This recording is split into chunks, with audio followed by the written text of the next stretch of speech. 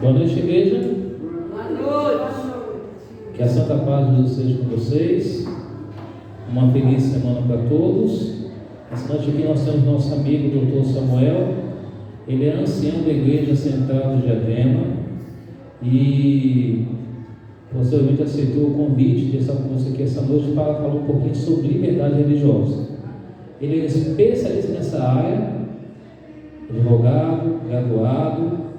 Ele é diretor da FAB, para a Federação dos Advogados aqui de São Paulo, e também para a liberdade religiosa também. Ele trabalha nessa área e com ele está a palavra nessa noite. Que Deus possa abençoar o Senhor, conduzi-lo, e que Deus o use mais uma vez nessa noite. Aqui é a igreja do São Carlos, os irmãos, fiquem à vontade. Deus aqui em cima, embaixo, fica à vontade.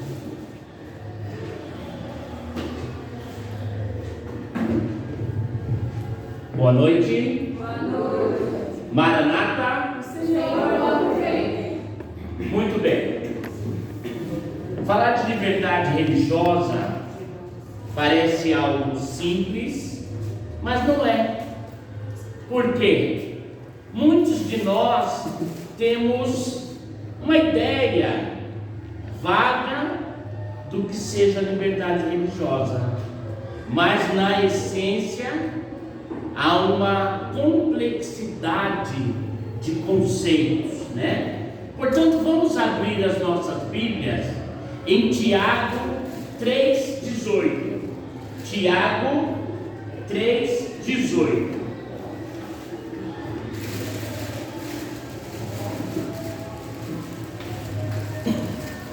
Vamos então abrir a Bíblia no livro de Tiago, capítulo 3, verso 18.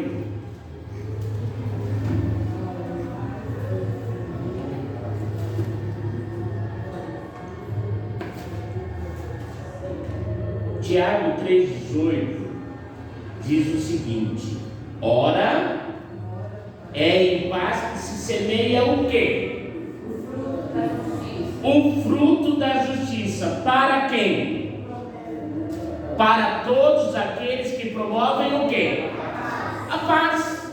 Ora, é em paz que se semeia o fruto da justiça, para todos os que promovem a paz. E aqui eu já quero desconstruir uma ideia que paira sobre alguns irmãos, de que a liberdade religiosa ela não deve ser pregada ou promovida. Por quê? Porque para Jesus voltar tem que ter a perseguição. E se a gente estiver trabalhando com a ideia da liberdade religiosa, a perseguição vai demorar mais. Está certo esse raciocínio? Claro que não. A perseguição não é o sinal determinante da volta de Cristo. Qual é o sinal determinante da volta de Cristo? A pregação do Evangelho. E para pregar o Evangelho nós temos que ter o quê? Liberdade. Deu para entender? A pregação do Evangelho é o grande e maior sinal da volta de Cristo. E para pregarmos o Evangelho, nós precisamos de liberdade. Alguns dizem, não, mas na época, no início do cristianismo, depois que começou ali a perseguição, se multiplicava aqueles que o Evangelho, que levavam o Evangelho. Veja bem, ali é uma figura de linguagem que diz que mesmo diante da perseguição da época, o Evangelho não foi segurado, não foi contido. Mas não quer dizer que para nós pregarmos o Evangelho hoje, nós precisamos estar sob perseguição. Até porque, será que nós teríamos a mesma eficiência de pregar o Evangelho debaixo de perseguição? Absolutamente. Não é verdade? Então, quem tem essa ideia é uma ideia distorcida. Por quê? O que vem a ser a liberdade religiosa? Liberdade religiosa não tem a ver diretamente com a religião em si. A liberdade religiosa tem a ver com o direito inalienável que cada ser humano tem de professar a crença da sua escolha de acordo com os ditames da sua consciência. Então a pessoa escolheu ser adventista, ela está exercendo a sua liberdade. Então, para a pregação do Evangelho, quando alguém recebe um estudo bíblico e em cada estudo é feito um apelo, cada vez que a pessoa aceita aquele apelo, ela está exercendo a sua liberdade. E o contrário também é verdadeiro. Há alguém aqui presente que tem algum familiar que já foi da igreja adventista, mas saiu, que está em outro grupo religioso? Então, o caminho inverso também é verdadeiro, porque a liberdade religiosa implica no direito de mudar de religião, de não ter religião alguma. E é exatamente isso que faz a liberdade religiosa importante para que nós possamos fazer o nosso trabalho de evangelização. Pergunto para a igreja aqui do Jardim São Carlos: existe liberdade religiosa apenas para um grupo religioso? Por exemplo, vamos falar da liberdade religiosa dos adventistas. Existe isso? Não existe. A liberdade religiosa ou é para todos ou não é para ninguém. Por exemplo, nós estamos aqui na igreja hoje porque escolhemos estar aqui como adventistas. Em algum momento da nossa vida, nós escolhemos este caminho, nos batizamos e nos tornamos membros da igreja. Porque Deus não aceita uma adoração que seja o quê?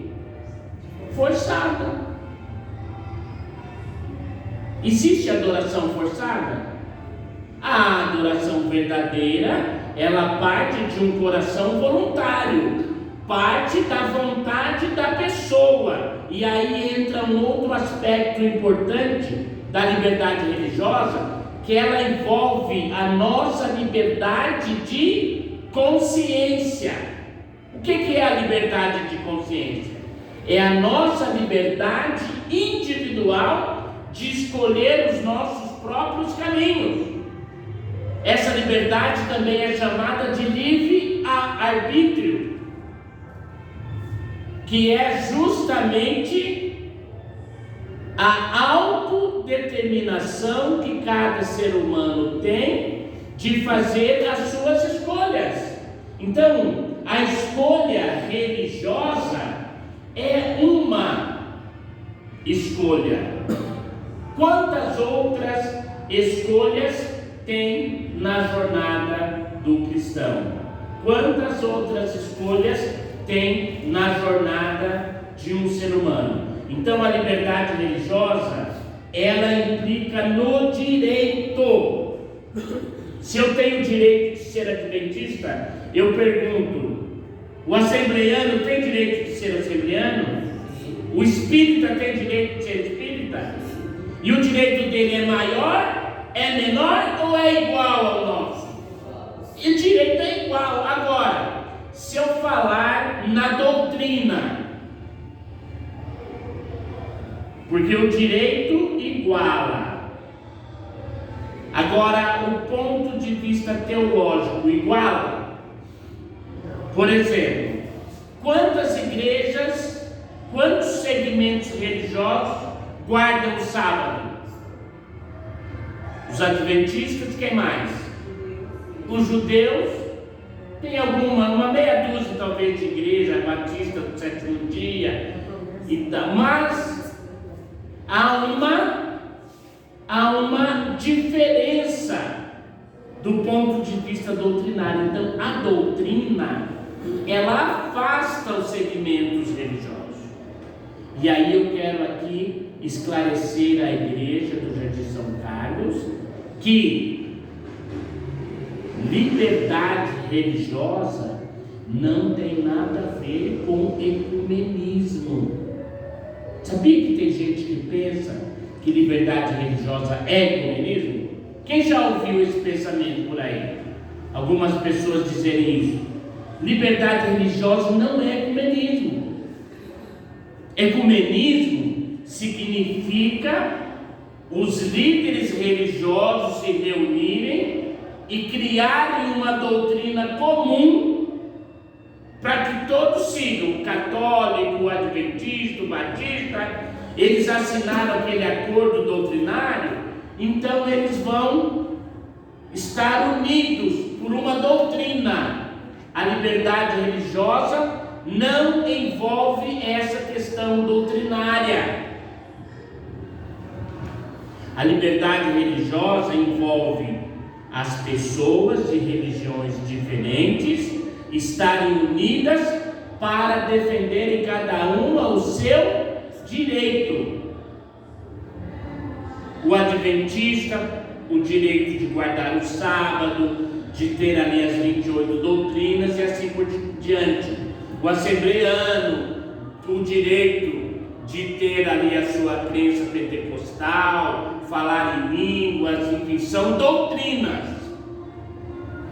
Doutrinas não se misturam. Quando há um esforço para misturar doutrinas, isso chama-se ecumenismo. Deu para entender?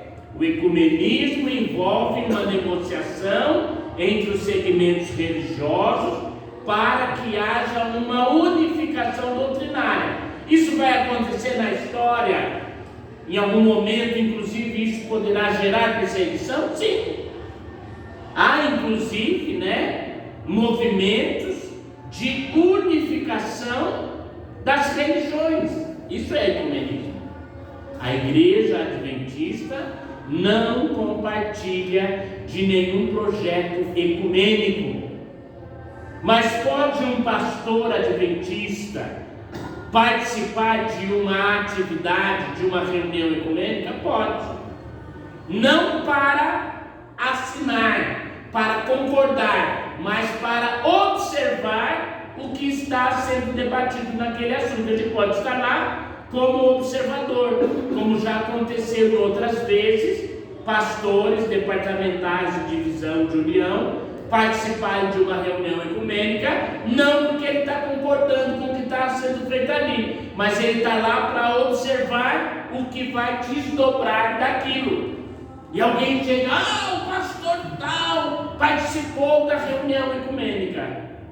Ele apenas participou como observador, não como alguém que foi lá com autorização da igreja para assinar qualquer tipo de documento, ok?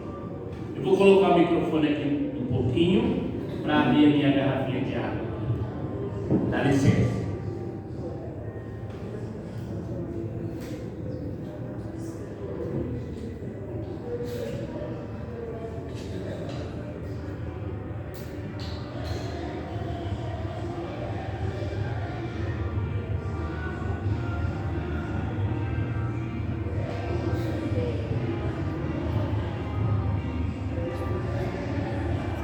Muito bem, vamos abrir as nossas Bíblias também no livro de Romanos, capítulo 13. Romanos, capítulo 13. Um outro aspecto da liberdade religiosa envolve o nosso relacionamento, o relacionamento das organizações religiosas com as autoridades. E olha o que diz aí em Romanos 13.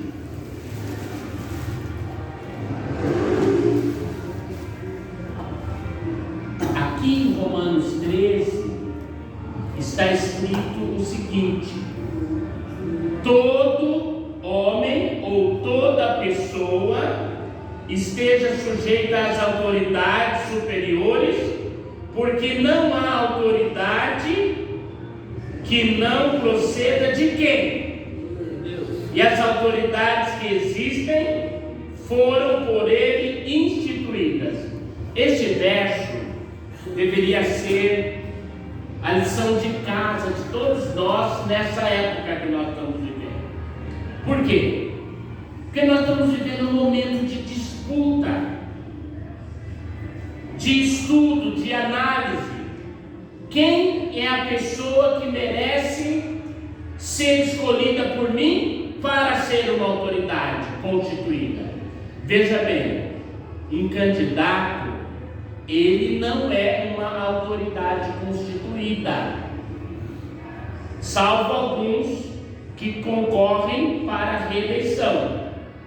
Mas um candidato, ele está buscando, através do voto, ser constituído como autoridade.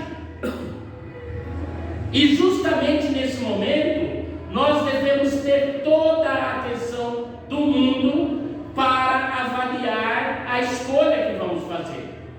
Deus é soberano.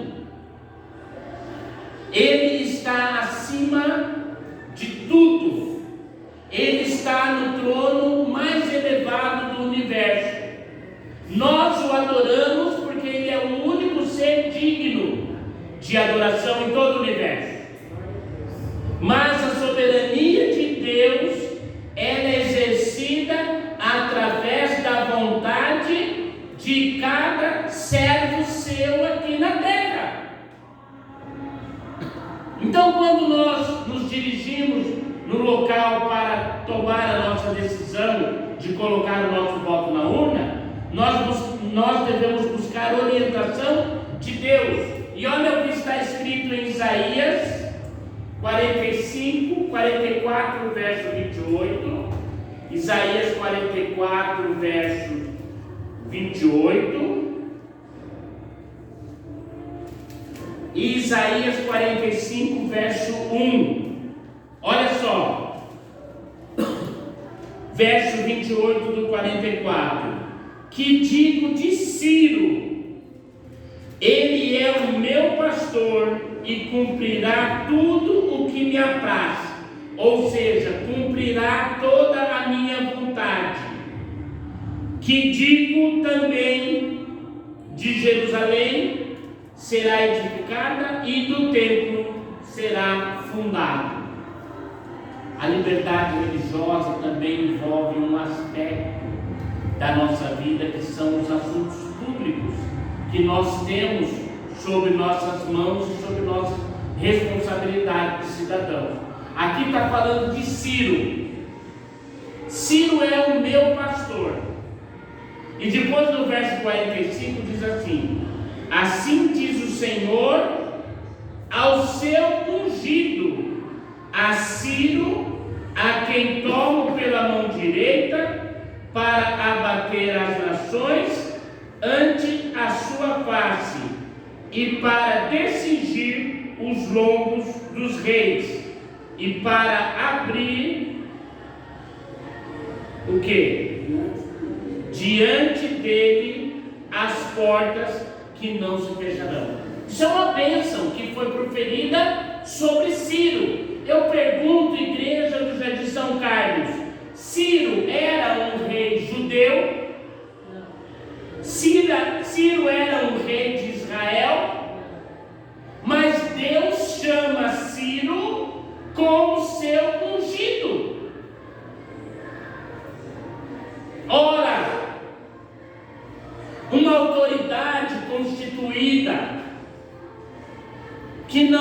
seja parte da nossa comunidade de fé, ela é investida por Deus para ser o pastor. Quando fala, Ciro é o meu pastor, está dizendo que ele é o pastor da nação e das nações que ele comandava, porque ele era um conquistador, inclusive conquistou o povo de Israel, mas foi Ciro quem deu a ordem para reconstruir os muros de Jerusalém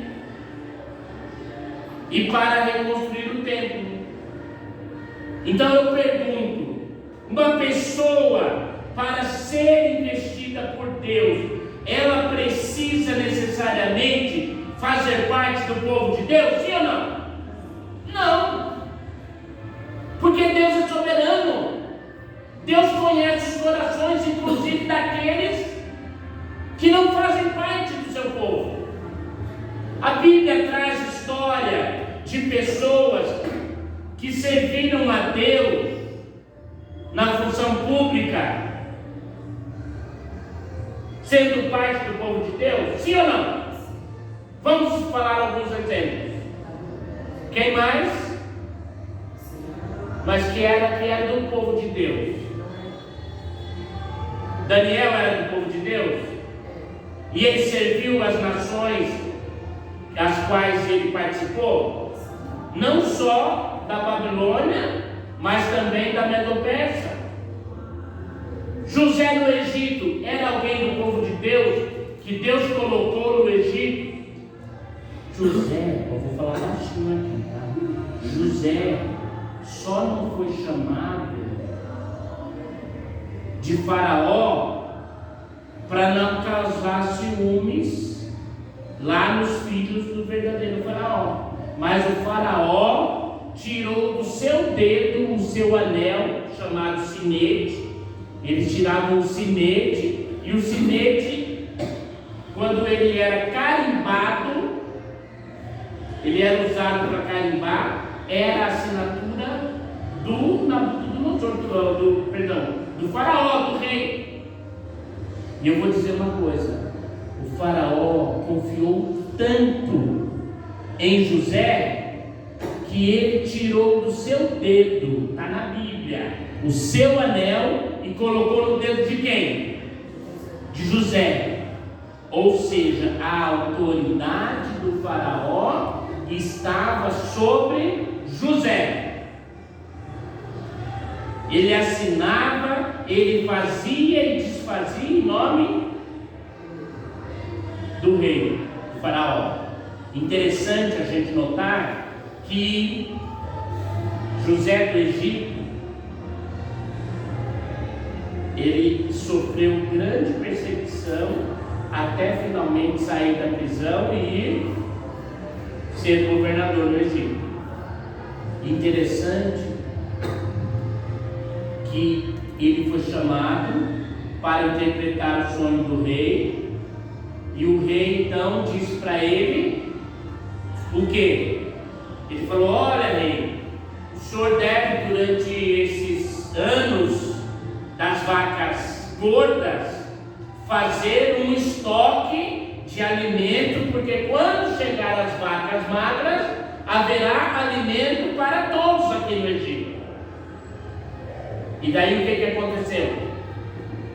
Ele fez desse jeito, por quê? Porque ele falou para o rei: o senhor escolhe então uma pessoa capaz, uma pessoa com habilidades administrativas para administrar essa situação do alimento aqui no Egito. E o faraó falou o quê? Não vejo outra pessoa para fazer esse serviço a não ser você. Vou tirar aqui o meu anel e você vai administrar toda essa situação aqui no Egito. Amém? Amém. E nós vemos que o relacionamento das pessoas investidas da autoridade de Deus, como José, com as pessoas investidas com a autoridade civil, como o faraó, são fundamentais. Por quê? José foi aquele que inclusive salvou a sua própria família, os seus próprios irmãos que o haviam perseguido no passado, ele salvou da fome lá no Egito. Então, nós precisamos saber, sim, que a liberdade religiosa envolve o nosso relacionamento com as autoridades. Uma autoridade constituída não precisa ser da mesma fé que nós, mas a irmã White fala no livro Grande Conflito, no livro, em vários dos seus livros, o seguinte: que nós devemos observar se as pessoas na época da eleição, se elas são temperantes, se elas têm princípios, se elas seguem, ainda que de forma indireta, aquilo que a Bíblia ensina sobre valores e princípios cristãos. E veja bem, não são somente os adventistas que têm determinados valores e determinados princípios. Então nós precisamos levar em conta as pessoas que temem a Deus, que são temperantes. A irmã White, eu vou falar aqui uma coisa romântica para vocês.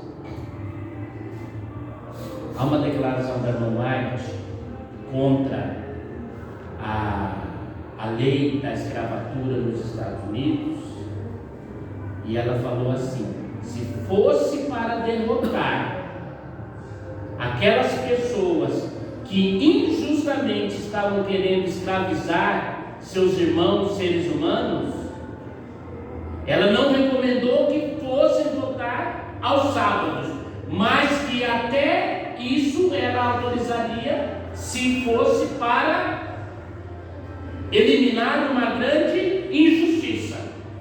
Então nós precisamos avaliar, sopesar os direitos. Então, se a pessoa é intemperante, nós precisamos observar se a pessoa fala a verdade ou falta com a verdade, porque nós temos tido aí exemplos na atualidade. Então, a liberdade religiosa também implica em saber fazer as escolhas corretas.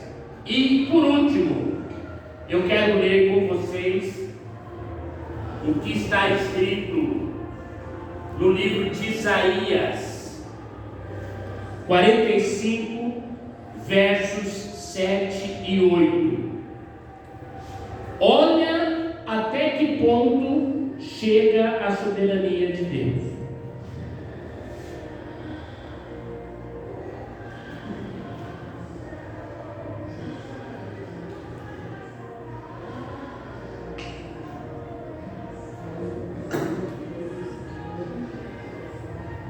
Olha, preste atenção.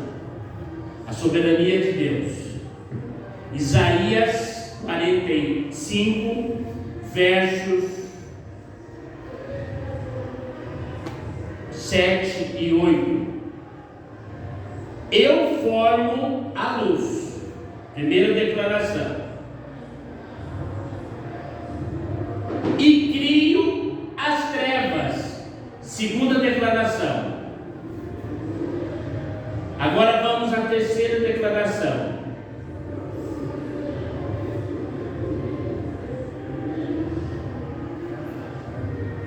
Faço a paz. Terceira declaração. E crio o mal. Quarta declaração de Isaías 45, verso 7. Deus cria o mal. É uma coisa assim complicada da gente entender, né? Como Deus cria o mal. E nem nós não vamos discorrer aqui teologicamente sobre essa situação, mas é uma declaração que está em primeira pessoa no livro de Isaías, e não é Isaías que está dizendo. Isaías está dizendo o que Deus está dizendo. Eu crio o mal. e segue. Eu, o Senhor, faço todas estas coisas. Queridos, a soberania de Deus, ela é tão elevada, ela é tão profunda, ela é tão ampla, que até o mal, e alguém deve estar pensando, mas o mal, Deus cria o mal, não é o inimigo que cria o mal? Deus cria o mal no sentido de que, quando Deus se deparou com a rebelião do grande conflito lá no céu, que ele poderia ter destruído Lúcifer, mas não fez, porque o seu caráter precisava ser provado diante do universo. Então Lúcifer com seus anjos vieram aqui para a terra. Quando Deus não destruiu o mal lá na sua origem, mas ele permitiu que o mal se expandisse para que o universo visse realmente quem era Satanás, quem era Lúcifer, então ele criou o mal. Não porque ele queria que os seres humanos fossem alcançados pelo mal, mas ele precisava reivindicar o seu caráter perante o universo. Porque se Deus tivesse destruído Satanás lá no início, o que os outros planetas diriam? O que os anjos diriam? É um Deus tirano, porque alguém discordou dele e ele foi lá e eliminou. Então o mal foi permitido para que o caráter de Deus fosse revelado e julgado perante a humanidade. E quantos concordam que foi a melhor escolha que Deus fez? Amém! Porque Deus agiu em favor da humanidade, Deus agiu em favor da justiça, e haverá um dia, não está longe, onde o mal será eliminado para sempre. Amém? Amém. Quando Cristo voltar, foi iniciado o milênio, e no final do milênio haverá a instituição da Nova Jerusalém, e Satanás então será definitivamente destruído. Então todo esse processo foi necessário para que a soberania de Deus não fosse apresentada de maneira despótica, como um ditador, mas como um pai, um Deus amoroso, que deixa as coisas acontecerem com naturalidade, para que todos possam avaliar. E o verso 8, para encerrar, eu quero dizer aqui o que está no capítulo 45, verso 8, fazendo uma conexão com Tiago 3,18.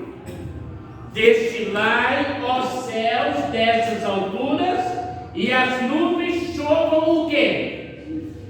Justiça. E lá no verso 18 de Tiago 3, traz escrito o quê? Ora, é em paz que se semeia o quê? O fruto da justiça. E quem é o fruto da justiça? Senão o Evangelho, que nós temos que semear para colher esse fruto, que são as almas que Deus oferece para que nós trabalhemos para a salvação dela. Então, ora, é em paz que se semeia o fruto da justiça para todos aqueles que promovem a paz. Não é na perseguição, não é na morte dos mártires, mas é em paz. Ou seja, agora é o momento de nós usarmos a nossa liberdade religiosa para pregar o Evangelho, para fazer conforme diz a lei do desbravador, né? Cumprir fielmente a parte que nos corresponde.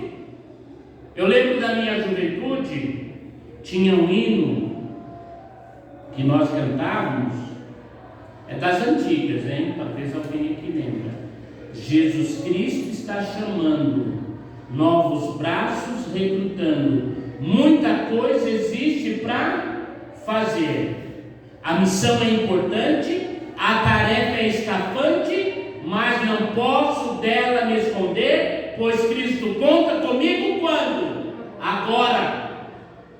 Pois Cristo conta comigo agora.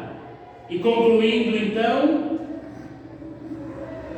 destilai, ó céus, dessas alturas, e as nuvens chovam justiça. Abra-se a terra e produza a salvação.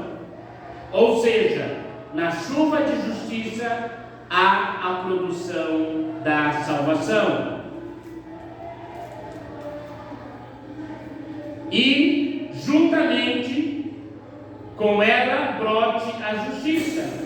Eu, o Senhor, as criei. Vocês percebem que a salvação e a justiça estão lado a lado. O direito e a liberdade.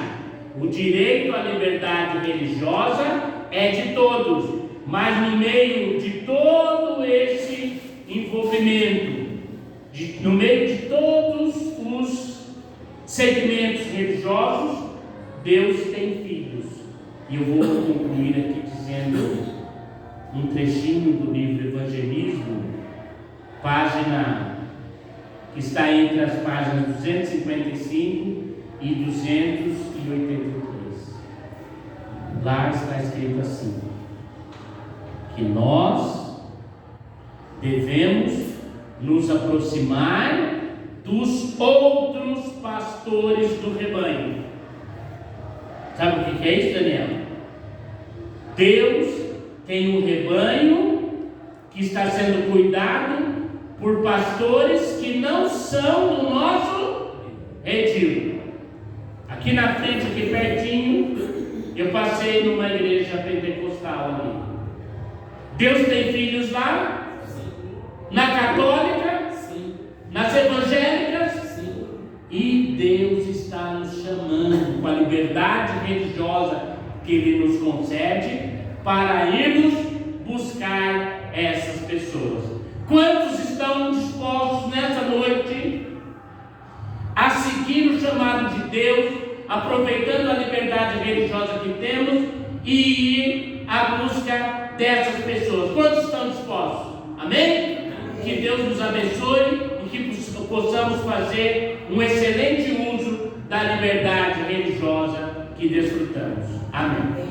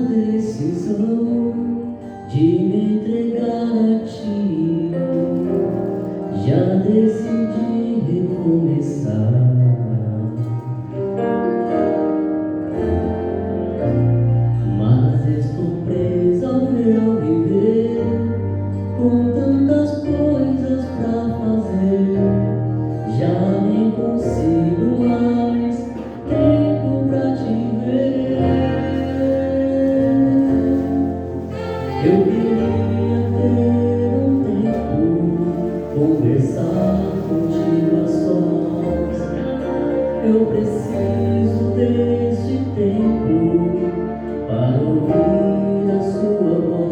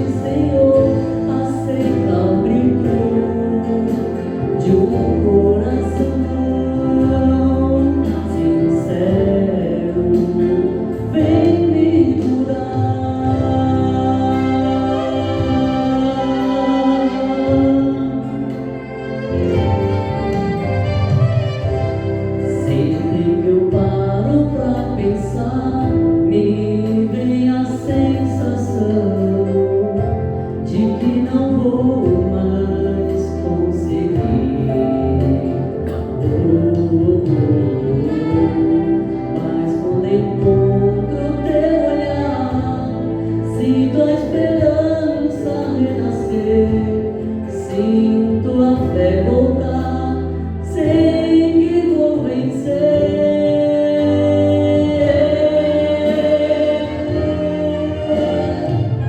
Me transforma, vem minha vida mudar, como eu quero ser diferente, Senhor, aceita o grito de um coração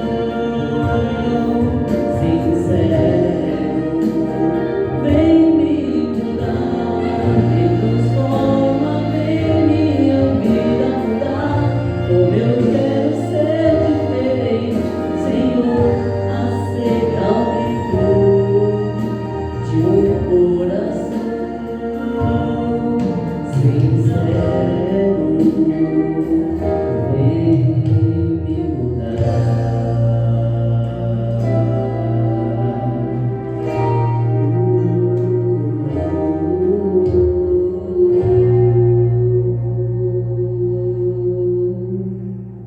Amém. Oremos.